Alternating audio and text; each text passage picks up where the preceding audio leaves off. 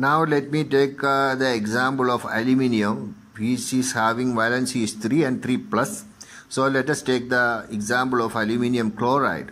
So aluminium is having 3 plus charges, and these 3 electrons will be given to 3 separate chloride atoms. Therefore 3 chlorine atoms becomes negatively charged chloride ion, and these 3 chlorine will combine with 1 aluminium and cancels the positive and negative charge, because the 3 plus charges on aluminium will be cancelled by the 3 chlorine atoms. That is why then you write the valency side by side, Al, Cl. What is the valency of aluminium? 3. Therefore write that next to Cl according to the Criss-Cross method.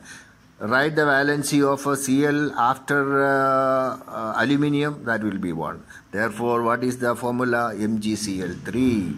Okay.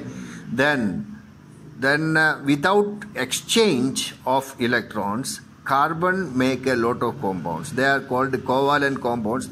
They are making arrangements by sharing and pairing, and we do not want to go into the details, but we can say that how many electrons are there for carbon in the outermost orbit? 4.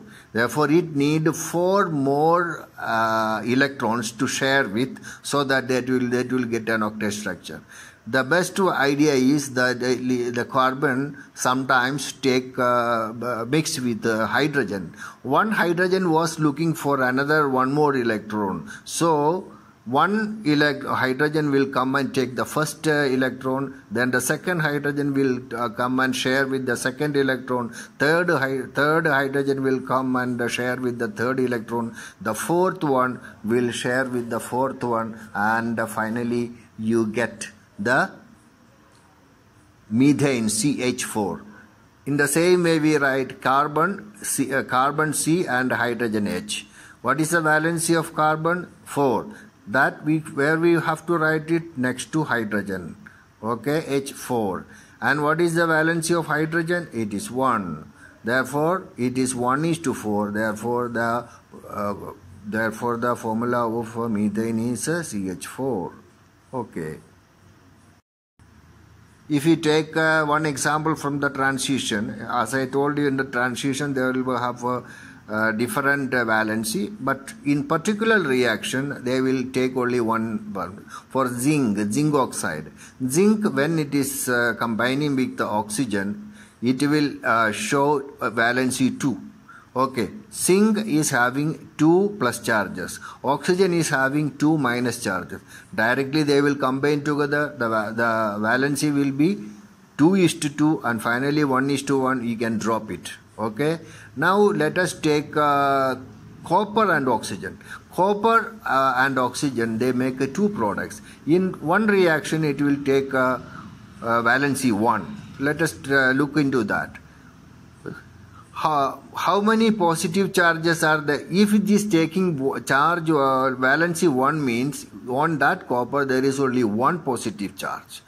The oxygen has 2 minus charges. Therefore the oxygen needs 2 copper atoms having valency 1. Therefore let us write it side by side, copper and oxygen. Copper's valency you write on the oxygen side, it is 1. Oxygen's valency you write after copper, that is 2. Therefore it is 2:1. That is why Cu2O, cuprous oxide, is formed. Okay, in another reaction, but in another condition, copper will take the valency of 2. In that case, copper is having 2 plus charges, oxygen is having 2 minus charges.